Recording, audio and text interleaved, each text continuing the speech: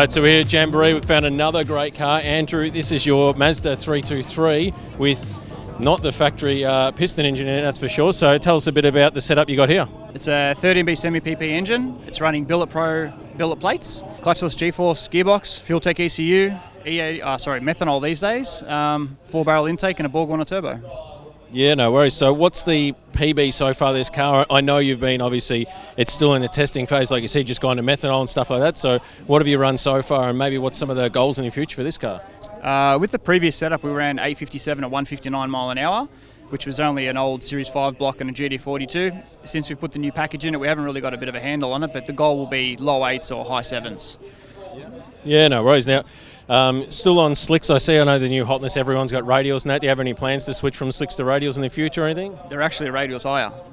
It's a radial now, is it? So you've made the jump. You've actually... it's now one of the cool kids on radials. I know what it was like being one of the nerds on slicks still. So this is obviously why you're getting a handle on the setup, because going from slicks to radials is a big jump too, isn't it? Yeah, I've noticed that. So we've pretty much gone backwards basically, but we've changed all the suspension and everything in the car, so we're just trying to set it up. So we tested on Thursday, Friday and now today.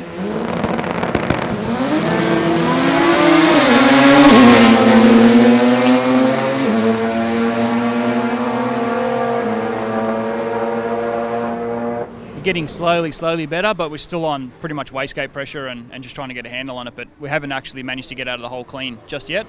So at the moment it's been running 154 mile an hour on wastegate pressure, so we're not even trying, but it's all about that tyre working. So we're getting there, so we'll just have to see what happens.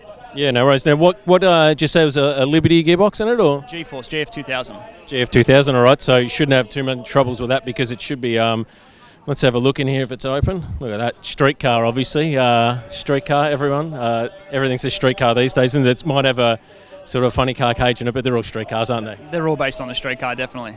Yeah, and this is why we love this Street 289 category, because you shut the doors and shut the bonnet on this thing. It really still resembles a street car in that. So that's it. So yeah, look, we're just trying to get a bit of a handle on the setup, but obviously small tyre and everything, big power, it's not really ideal. So we'll get there eventually, but lucky I've got a good crew and one pass after the next.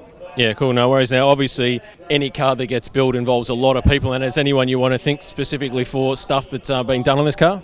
Definitely. So I'd love to thank Promaz, obviously, for all their help and support over the years. Couldn't do this without them.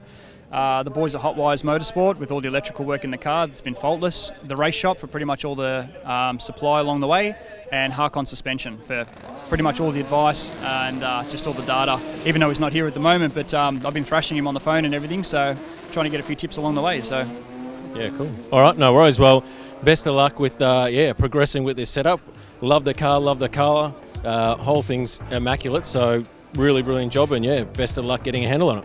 Thanks a lot. Chat to you soon.